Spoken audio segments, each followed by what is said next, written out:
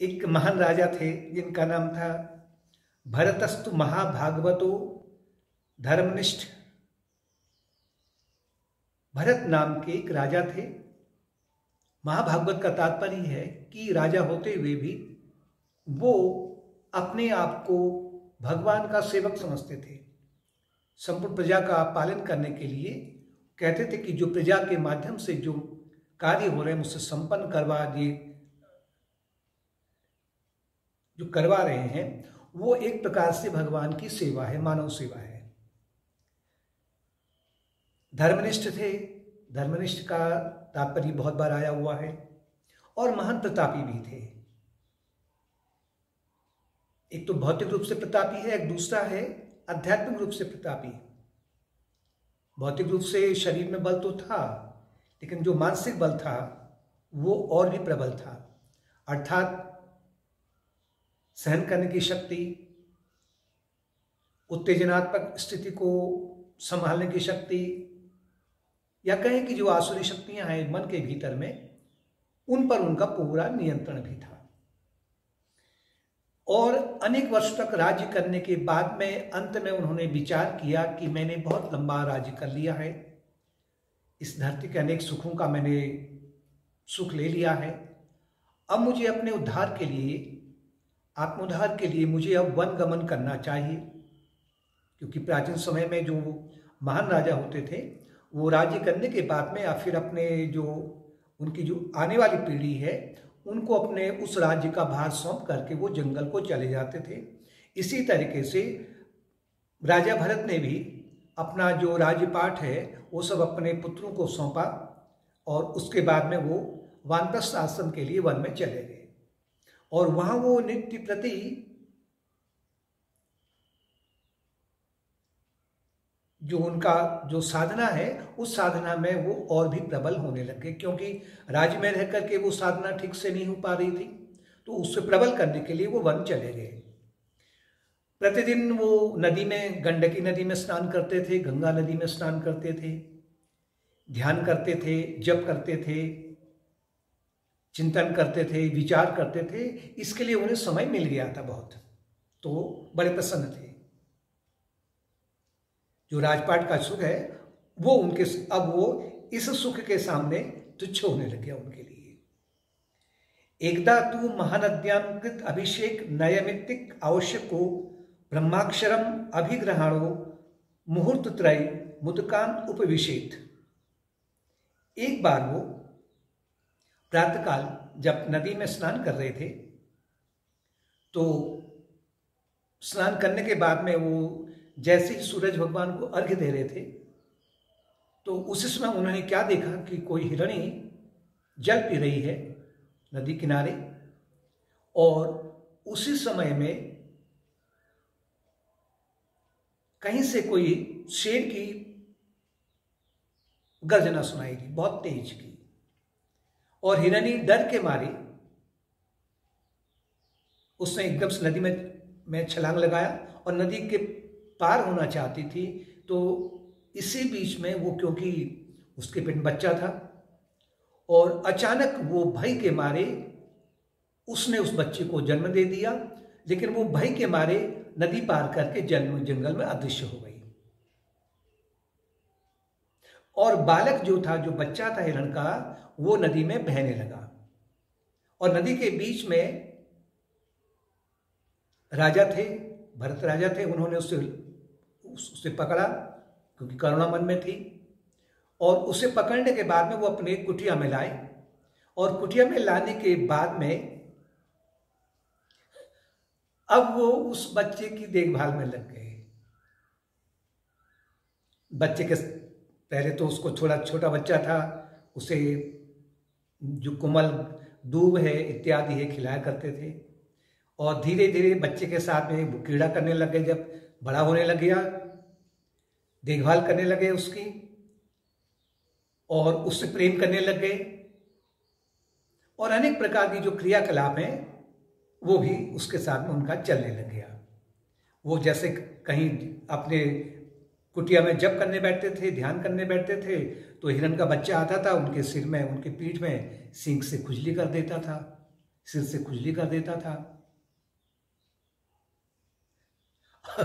अब जो राजा अपने राजपाट को, इतने वैभव को, अपने मित्रों को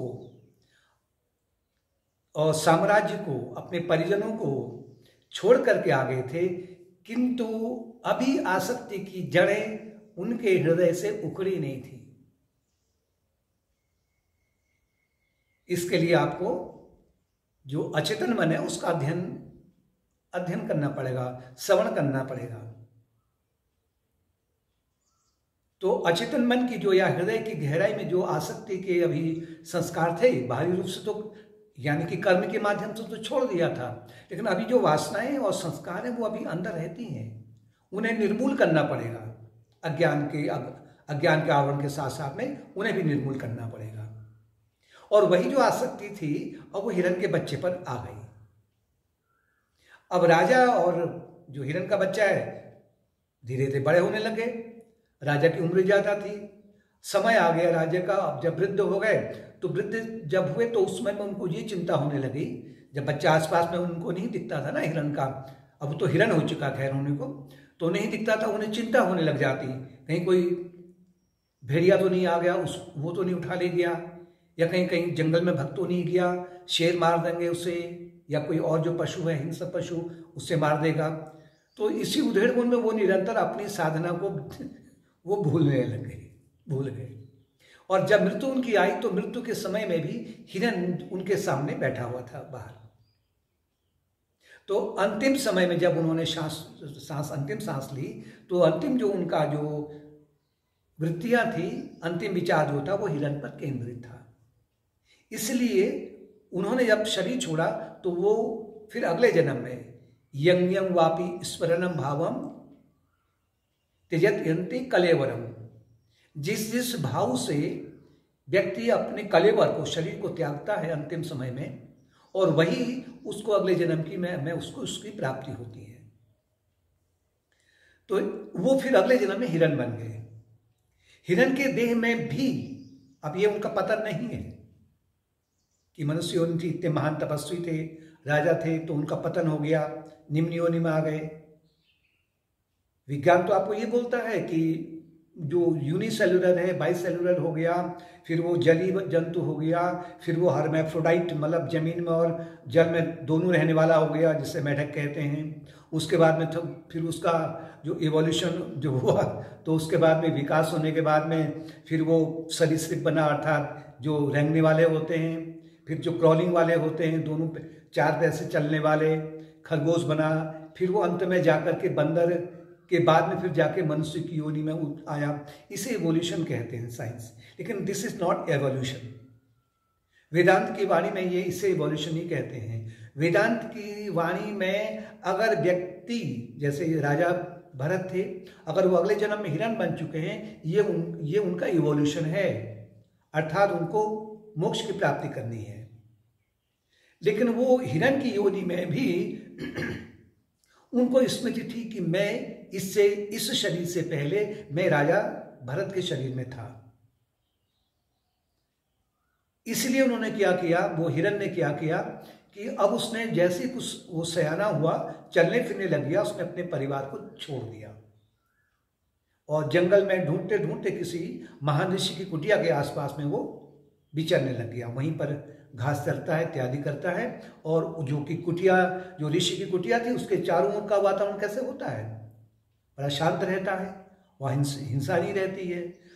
तो वहीं एकांत में वो रहने लग गया अकेले, और सूखी पत्तियों का बाद में भोजन करने लग गया। और धीरे धीरे उसने वो जो पत्तियां, सूखी पत्तियां थी, उनका भी आहार करना छोड़ दिया। और उसके भीतर एक परा वैराग्य, सुप्रीम डिस्पैशन जब उत्पन्न हुआ तो उसने क्या किया कि गंडकी नदी में जा करके उसने छलांग लगा दी। इसे आत्महत्या नहीं कहेंगे हम, ये आत्महत्या नहीं है, सुसाइड नहीं है।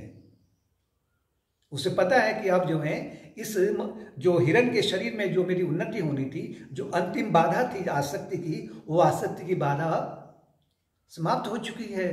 तो अब मुझे जो अगला जन्म जो होगा वो अंतिम होगा। तो उसने गंडकी नदी में छलांग लगा दी। और अगला जो जन्म हुआ है राजा भरत का, वो किसी ब्राह्मण कुल में हुआ है। अस्य कश्चिदम द्विजवरम अंगिर प्रवरस्य, अंगिरा गोत्र के कुल में किसी ब्राह्मण के परिवार में उनका जन्म हुआ, और अपने 4 भाइयों में वो सबसे छोटे थे, और बचपन से ही वो जीवन मुक्त थे। यानी कि जो अंतिम जो बाधा थी वो हिरण के शरीर में उनका वो बाधा छूट गई है। जब वो जीवन मुक्त थे, अर्थात जन्म और मृत्यु का चक्र जन्म होते ही समाप्त हो चुका है। कुछ जो थोड़ा बहुत कुछ रहा होगा, वो जन्म के समय में जो कष्ट हुआ होगा वो कष्ट ने सब निकाल दिया, बाहर कर दिया।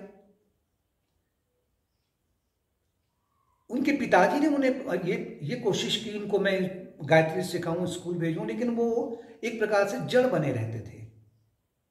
कुछ सीखने की उनमें कोई भी लालसा नहीं थी, क्योंकि जो जानना था वो जान लिया है, जो करना था वो कर लिया है। थोड़े से जब सयाने हुए तो उनके माता पिता भी चल बसे, और वो अकेले रह गए उस परिवार में, वो भाइयों के साथ में, और जो उनकी पत्नियां थी उनके पास में वो रहते थे, लेकिन इसका मतलब वो अकेले हैं, क्योंकि उनको अब इस संसार या इस जगत से कुछ भी लेना देना नहीं है। तो लोग उनकी उसको नहीं समझने के कारण में लोगों ने उनका नाम जड़ भरत रख दिया, मतलब मूर्ख रख दिया है। उनकी महानता को नहीं जान सके थे। और भाई लोग भी क्या करते थे, अपनी पत्नियों को या जो इनकी भाभियां थी, इनके कहने पर इनको खेत में भेज दिया करते थे, क्योंकि शरीर इनका तंदुरुस्त था। एक खेत में जा कर के कहते थे कि वो कहते थे जाओ खेत में जाओ, उसकी तैयारी करो, उसकी खुदाई करो, या पानी डालो या घास उखाड़ो।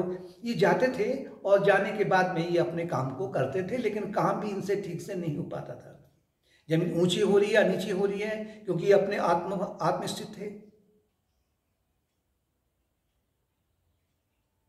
और उधर से जो घर वाले थे वो क्या करते थे, अपना भोजन करने के बाद में जो कुछ बचा खुचा है उसमें थोड़ा सा पानी और नमक मिला करके गर्म करने के लिए चूल्हे के ऊपर रख दिया करते थे, कोयले में। अब ये आते थे, इनको भोजन दे दिया तो इन्होंने केवल अपने उदर पूर्ति के लिए, स्वाद के लिए नहीं, केवल अपने शरीर को, ये भौतिक शरीर को मेंटेन रखने के लिए उस भोजन को कर लिया करते थे। कभी किसी से, अपने परिजनों से इन्होंने कुछ भी ये नहीं कहा कि मुझे इस प्रकार का जो बासी भोजन या इस तरह का ये क्यों दिया जा रहा है। उन्हें न तो खीर में ज़्यादा की खीर मिलेगी प्रसन्न होते थे, न वो सब्जी रोटी में प्रसन्न होते थे, यानी कि वो समभाव में थे। जली रोटी वो दे दिया, उससे खा लिया। इस तरह से कहने का तात्पर्य है कि वो सुख में, दुख में, लाभ में, हानि में, मान में, अपमान में वो समभाव में स्थित हो गए थे। जब कभी परिवार वाले कुछ नहीं देते थे तो लोगों का काम कर दिया करते थे। लोग भी उन्हें एक तरफ से उपहास उड़ाते थे, खिल्ली उड़ाते थे उनकी, और वो उन लोगों का काम भी करके आ जाया करते थे। और उसके बदले अगर उन्होंने कुछ धन दे दिया तो ठीक है, भोजन दे दिया तो ठीक है, उनको इस चीज की कोई भी चिंता नहीं थी। और उन दिनों वहीं आसपास में एक लुटेरों का गिरोह था, और उनमें ये एक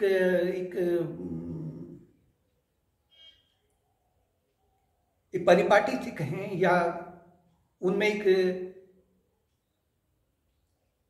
उनके मन में विचार आता था कि अगर हम माँ काली को, काली के मंदिर में अगर हम किसी मनुष्य की बलि दे देंगे तो माँ काली हमारे चोरी करने में सहायता करेगी, और जो चोरी करने के बाद में जो हमें जो भय इत्यादि है, लोग हम पकड़ लेंगे या कुछ और कर लेंगे, तो इससे हम वो छुड़ा लेंगे। ऐसा उनमें एक भ्रांति थी उनके मन में।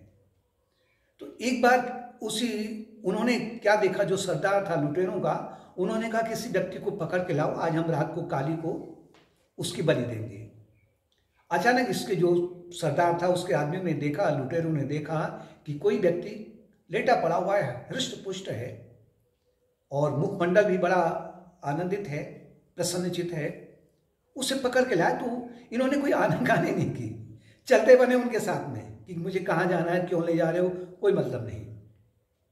और जब आधी रात को जो उनका पुजारी था उसने जब अपने हाथ में खड्ग लिया और काली माँ के आगे जब इनको इनके सर को झुकाया गया, इन्होंने कोई प्रतिकार नहीं किया, क्योंकि इन्हें पता है कि मैं शरीर नहीं हूं। तो तभी मां ने कहा कि ये एक आत्मज्ञानी मेरा परम भक्त या मुझ में समाया हुआ है, इसके साथ में अपराध हो रहा है। तो उसी मूर्ति से काली प्रकट होकर करके उन्होंने पहले तो जो खड्ग है उस पुजारी के हाथ से छीना, और छीनने के बाद में पहले तो उसी का सर धड़ से अलग कर दिया, और जितने वहां पर थे उन सब के धड़ सरों को अलग करने के बाद में, काटने के बाद में, काली उनसे खेलने लगी जैसे कि कोई गेंद खेलते हैं। जड़ भरत उस समय भी निर्दोष के समान बने रहे कि जैसे कि उन्हें कुछ भी नहीं हुआ है। चेहरे में उनकी हवाइयां ही नहीं थी, वो आत्मस्थित थे। लेकिन बाद में एक घटना उनके साथ में बहुत एक रोचकता पूर्वक और हो गई। सिंधु देश का राजा था जिसका नाम था राजा रहुगण, और वो जंगल से पालकी में जा रहा था। 4 कार थे, उस पालकी को ढो रहे थे, और जड़ भरत कहीं आसपास में लेटे हुए थे। घर वाले तो पूछते नहीं थे, ये भी मस्त थे, अपना जहां मर्जी आए अपने लेट जाते थे, क्योंकि ये आत्मस्थित इतने थे कि इन शरीर का भान ही नहीं होता था। पालकी में अचानक जो कहार है बीमार पड़ गया, तो राजा रघुवर ने आदेश दिया कि आसपास में जो कोई भी व्यक्ति है उसको पकड़ के लाओ, उसको पालकी में लगाओ। जैसे ही राजा की पालकी में जैसे ये पहुंचे तो देखा कि कोई व्यक्ति लेटा हुआ है, हृष्ट पुष्ट है, युवक है। उन्होंने उससे पकड़ करके पालकी में जोत दिया, और राजा रघुवर की पालकी को वो ढोने लगे। अब वो उन्हें कोई भय होता या कोई कुछ अभी तो होता, जैसे पालकी में ना अगर चारों का जो दायां पैर है पहले उठना चाहिए, बायां बाद में उठना चाहिए, एक प्रकार से रिदम होना चाहिए, नहीं तो पालकी डगमगाने लगेगी। और वही हुआ। 3 तो पालकी को ढंग से ढो रहे हैं, और चौथे जो जड़ भरत ही कहेंगे उनको अभी हम, वो पालकी उनके कदम पता नहीं कहाँ चल रहे हैं, उन्हें नहीं पता है। कहीं कोई चींटी वगैरह रास्ते में आ गई तो उसको बचाने के लिए भी उनके पैर डगमगा रहे थे। तो जब पालकी हिलने लगी तो राजा रघुवर को थोड़ा सा अनइजीनेस फील हुआ, यानी कि थोड़ा सा वो शरीर उनका डगमगाने लगा। तो राजा रघुवर ने कहा कि हे युवक, प्रतीत होता है कि तुम बहुत देर से पालकी को ढो रहे हो और तुम थक गए हो, कोई सहायता भी तुम्हारी नहीं कर रहा है, तुम अकेले पालकी को ढोए जा रहे हो, और दूसरी ओर तुम बड़े दुर्बल भी हो, जबकि वो हृष्ट पुष्ट थे, और ऊपर से तुम्हारे ऊपर वृद्धावस्था ने भी आक्रमण किया हुआ है। लेकिन जड़ भरत चुपचाप पालकी को ढोते रहे, अंतर्मुखी थे। रघुवर ने कहा कि मेरी प्रजा होकर के, मैं राजा होकर के, उस समय का शासन था वो, तो अगर किसी ने राजा के लिए थोड़ा सा कुछ भी अगर किसी जाने अनजाने अनुचित कर दिया तो उसकी मृत्यु हो जाती थी, उसे मार दिया जाता था। रघुवर ने फिर कहा तुम जीवित होते हुए भी एक निर्जीव के समान में, जैसे कोई मरा हुआ व्यक्ति है, ऐसे तुम व्यवहार कर रहे हो। तुम पता नहीं मैं तुम्हारा स्वामी हूं, तुम मेरे सेवक हो, और तुम्हें बड़ी कुटिलता है। अगर तुमने पालकी को ठीक से नहीं ढोया तो मैं उतर करके अपनी तलवार से तुम्हारे सिर को काट दूंगा। भरत कहने पालकी तो ढोए जा रहे हैं, कहते राजन आपने मुझे दुर्बल कहा, वृद्ध भी कहा, दूर से पालकी भी कंधे पर ढो रहा है कहा, लेकिन ये मेरी समझ में बात नहीं आई कुछ। भार तो उसके कंधे में हो ही नहीं सकता है जो आत्मस्थित है। जिस सूरज के बिंब को ये पता हो चुका है कि मैं सूरज हूं, वो फिर जो घड़ा है, बाहर का जो आवरण है उसका जो घड़ा है, उस पर क्या प्रभाव पड़ रहा है, सूरज को इससे कोई मतलब नहीं है। उसे पता है कि मैं तो सूरज हूं, मैं तो आत्मस्थित हूं। कहते हैं कि मैं आत्मस्थित, जो आत्मस्थित है वो शरीर नहीं है, आपको ये ध्यान रखना चाहिए। और ये जो कुछ भी आप जो वार्तालाप कर रहे हो, ये शरीर से कर रहे हो। और जो आत्मन के लिए या जो मेरी आत्मा है उसके लिए दुर्बल है या वृद्ध है इत्यादि शब्दों का प्रयोग भी नहीं होता है। ये शब्द वहां जाते ही नहीं है। और तुमने कहा कि बहुत दूर से डो रहा हूं। भाई आत्मन तो अचल अविनाशी है, अगोचर है, अखंड है। तो जो अखंड है, सर्वव्यापी है, उसके लिए दूर शब्द कहां से आया, कहां नजदीक शब्द आया। और तुमने ये कहा कि मैं राजा हूं, कहा तुमने अपने लिए, और इस तरफ तुमने संकेत दिया कि सेवक है। भाई राजन, ये जो आत्मज्ञानी स्थित है उसके लिए द्वैत भाव तो है ही नहीं कहीं भी। जैसे सूरज के लिए, जितने भी सूरज हैं उनके लिए उसका कोई भी द्वैत भाव नहीं है। जो अलग अलग बिंब हैं सूरज के, जिनको अभी भान नहीं हुआ कि मैं सूरज हूं, उनके लिए द्वैत हो सकता है। लेकिन जो आत्मस्थित है, सूरज के समान है, उसके लिए ये द्वैत भाव उत्पन्न होता ही नहीं है। तो कहां राजा, कहां प्रजा, और कहां कंधा, कहां पालकी। ये राजा प्रजा का खेल मेरी समझ में नहीं आया राजन। अब ठीक है, इतना तो मैंने आपको ये उत्तर जो दिया है, निर्भीक होकर के उन्होंने उत्तर दिया। अब बताओ तुम्हारा जो तुम्हारा दंड है, मुझे अब क्या देना, किसको देना, ये बताओ, और मैं कैसे तुम्हारी सहायता कर सकता हूं। जो तुम दंड दोगे उसका मेरे लिए कोई भी महत्व नहीं है, उसके लिए नहीं है जो आत्मस्थित है। बताओ मैं क्या सेवा करूं आपकी। अब मैं प्रयत्न करूंगा। रघुगण को बड़ा आश्चर्य हो गया कि ये कोई महान महात्मा है, और वो एकदम से पालकी से नीचे उतर कर करके उसे चरण पकड़े उनके और कहा कि हे महात्मा जन, आप ये फकीरी वेश में कौन है आप? दत्तात्रेय तो नहीं है आप कपिल मुनि तो नहीं है। मैंने आज एक पवित्र आत्मन का मैंने अपमान किया है। मैं क्षमा चाहता हूं मुझे आपसे। मैं पहचान नहीं पाया था इस अभिमान में जो राजसी गुण है, राजा, क्योंकि राजा होने के नाते मुझ में जो अभिमान था उसके कारण मैं आपको पहचान नहीं पाया। मुझे क्षमा करें आप, और मैं आपसे प्रार्थना करता हूं कि मुझे आप आत्मज्ञान की शिक्षा दीजिए। मैं कैसे आपके समान में आप में स्थित हो जाऊं, क्योंकि पहले जो प्राचीन राजा थे वो इस मार्ग में जाना ही चाहते थे। जैसे राजा भरत भी गए थे, तो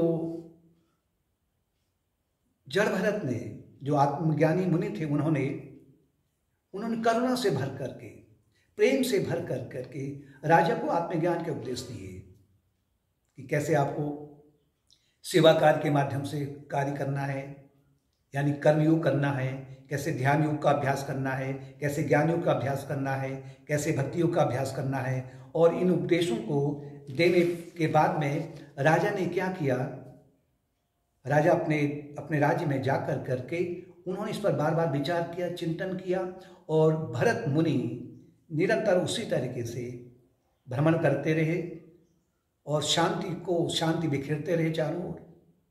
और इस प्रकार से राजा रघुगण को भी उन्होंने आत्मज्ञान प्राप्त कराया। ये कथा हमें ये समझा रही है कि संन्यास केवल बाहरी रूप से लेने पर आत्मज्ञान नहीं प्राप्त हो सकता है। बाहरी रूप से संन्यास का भेष बदल दीजिए आप, तो वो आत्मज्ञान की प्राप्ति नहीं करा सकता है, क्योंकि जब तक अचेतन मन में विद्यमान सूक्ष्म वासनाएं विद्यमान हैं, तब तक मन शुद्ध नहीं हो सकता है। इन्हें उखाड़ना आवश्यक है, शुद्धिकरण आवश्यक है। जैसे कि राजा भरत के देह में उन्हें अनेक प्रकार के राजसी ठाट बाट थे। वो अपने राजसी ठाट बाट को, अपने परिवार को, अपने साम्राज्य को, अपने सेना को इत्यादि से अनासक्त होकर के जंगल में तो आ गए। लेकिन अभी उन्हें जो आसक्ति थी पूरी नहीं मिटी। यानी कि जो अचेतन मन में उसमें जो वासनाएं थी, सूक्ष्म वासनाएं, ये बहुत बड़ा जोर मारती हैं, ये बहुत प्रबल होती है। जितना आप इसको श्रवण करोगे तो उतना ज्यादा आपको इसकी गहराई का पता लगेगा। और वो जो आसक्ति पूरी जो उनकी हटी नहीं थी, छोड़ तो दिया था उन्होंने बाहरी रूप से, लेकिन वही जो आसक्ति है उनकी हिरण के बच्चे पर आ गई। तपस्वी जीवन तो उन्होंने जिया, लेकिन वो आसक्ति की जो अभी वासनाएं थी वो अभी और उजागर हो गई। अच्छी बात है कि उन्होंने उससे त्यागा, तो उस त्याग से उनका शुद्धिकरण बहुत अधिक हो गया था। लेकिन अगर आसक्ति का संस्कार है, वासना है, वो साधना को डगमगा देती है, और वही राजा भरत के साथ में हुआ। और इसी बाधा को, जो बाधा थी, जो अंतिम वासनाएं थी, इनको मिटाने के लिए हिरण की योनि में उनको जाना पड़ा। अब जैसे पहले भी कहा गया है कि हिरण की योनि में जाना उनका ही पतनकारी नहीं है, यह आवश्यक था। अगर कोई इसी जन्म में पूर्ण रूप से अपनी वासनाओं को निर्मूल नहीं कर पा रहा है, अगर माना उसको अगले जन्म में किसी छोटी योनि मानना पड़ रहा है, पशु योनि मानना पड़ रहा है, पक्षी योनि मानना पड़ रहा है, तो उसका पतन नहीं है, बल्कि उसका उद्धार है।